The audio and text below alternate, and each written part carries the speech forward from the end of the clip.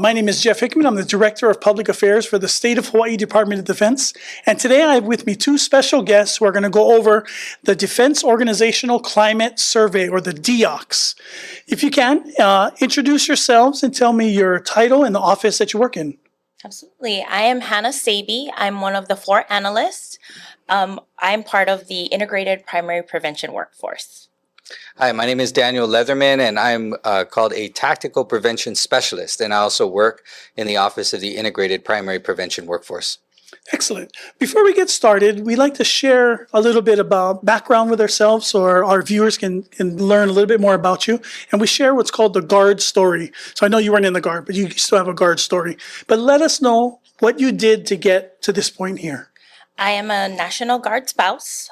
So the Guard has created our family to be resilient, and that is something I am passionate about. So I would love to pay it forward, and this is what I'm doing. Thank you. Yeah, and I've always had a passion for helping people. In my military career, some of you may recognize my face. I was the wing chaplain at the 154th before I retired just a few years ago. And so throughout my chaplaincy, it's really been a passion to help people and help organizations.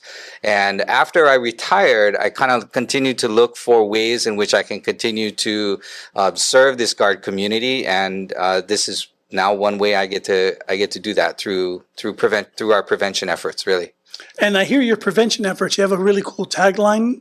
Can you share that tagline? Yeah, it's called Pono, Practice, and Purpose. Building integrity, delivering excellence, and empowering positive change. That's excellent. And it's pretty catchy. 3 Ps.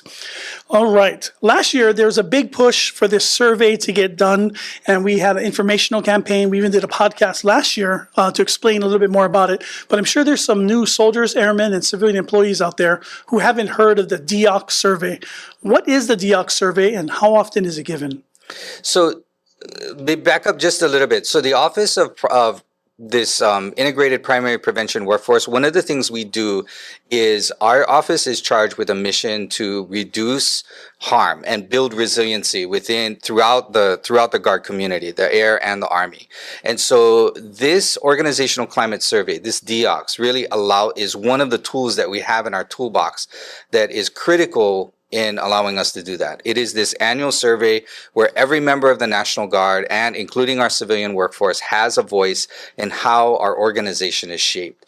Because without your voice, and without the voices of our National Guard members, we're not able to identify areas of risk, but also identify areas in which we're strong in, and we can talk more about that a little bit later, but what we call positive or preventive factors, right? So there are risk factors and preventive factors, and we look at both of those through this climate survey. So you can get a lot of information if there's more participation. Absolutely. And it's not just sort of the baseline survey. In some cases, we've asked additional questions to our members that are very specific about their areas, things like issues of childcare or finance, things like that we are able to really drill down and focus on, so that we can then later come back and advise command on maybe what types of additional resources they can take advantage of. So this is actually an opportunity for soldiers, airmen, and DA civilians to have their voices be heard. Absolutely. So you talked about who should complete it and why. What is the goal of the participation? Do you have like a specific number you're trying to hit? Last year's participation rate was 48%. This year, we would love to increase it by 10%. So that's 58% overall. And that seems very achievable, 58%. When will the survey be available for the HING personnel and the civilians? From August 1st to October 31st. And where will this survey be located, and how do they know they got to take it? It will be sent via email, and you will be required to enter your DOD number. Okay, and that DOD number is on the back of their CAT card. Absolutely, so they yes. need that number. Correct. So what's going to happen is that their organization leadership has kind of an action officer that will gather all of the names of the members within the unit, right? Whether that be at a squadron level or the company, the brigade, et cetera, so on and so forth. And they will basically compile those names and the DoD ID numbers. We then upload them to the DEOCS server. That will then push out an email come around about August 1st. And that will be the indicator. It'll come to your email, whatever email you have on file. It could be your military email, it could be a civilian email, whatever email you designate, really, because you don't need to be on a military computer to take this. That's you can important. just, That's good to know. you can be on your phone standing in line. That's my next question. Yeah, right. That's my next one. Okay, so how long does it take to do the survey? Like an hour?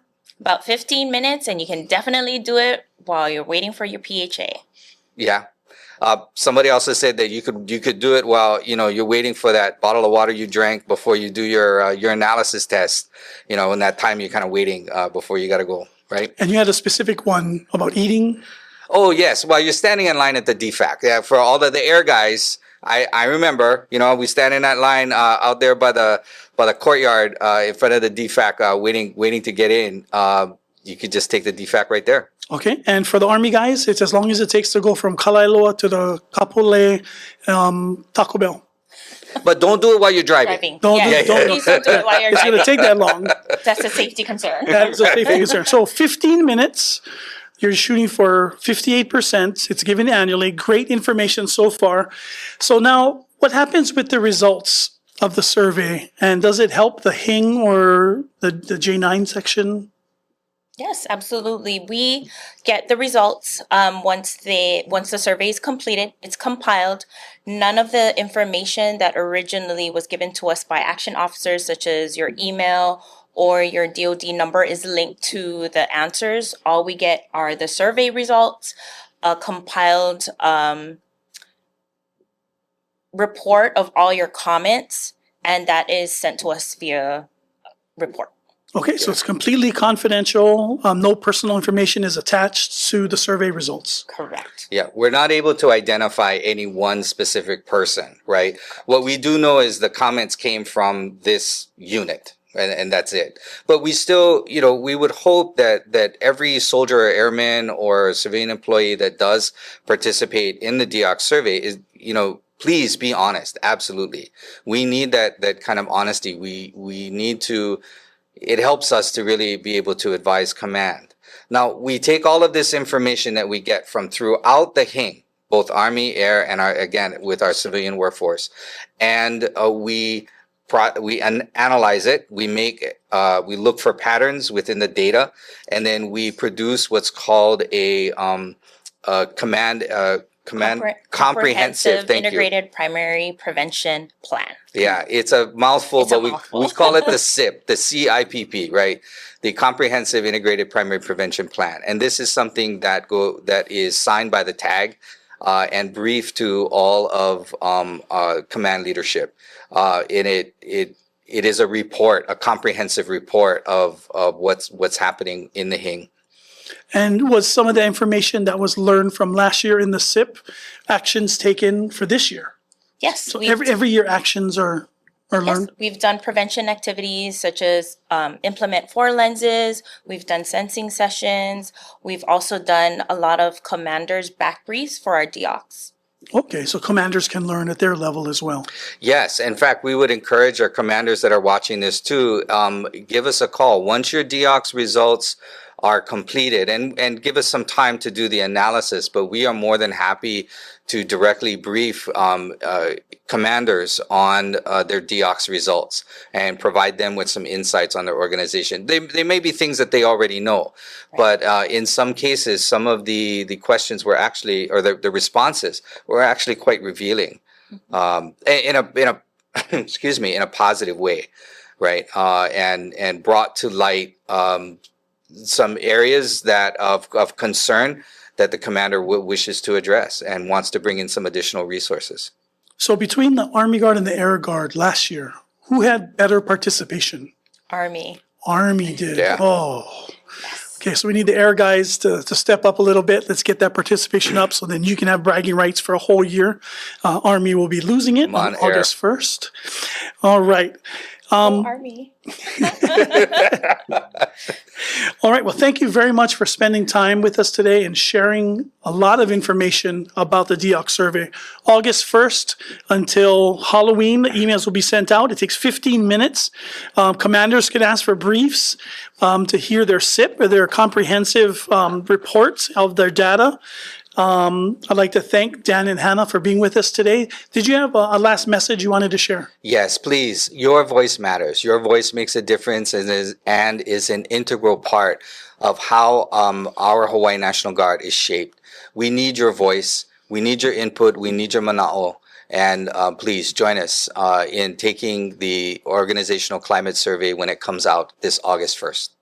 All right, thank you. If you need any more information, there will be a website below that you can get information from, ask questions that wasn't covered in today's or a little more clarification. Thank you again for joining us today. Thank Aloha. you. Aloha.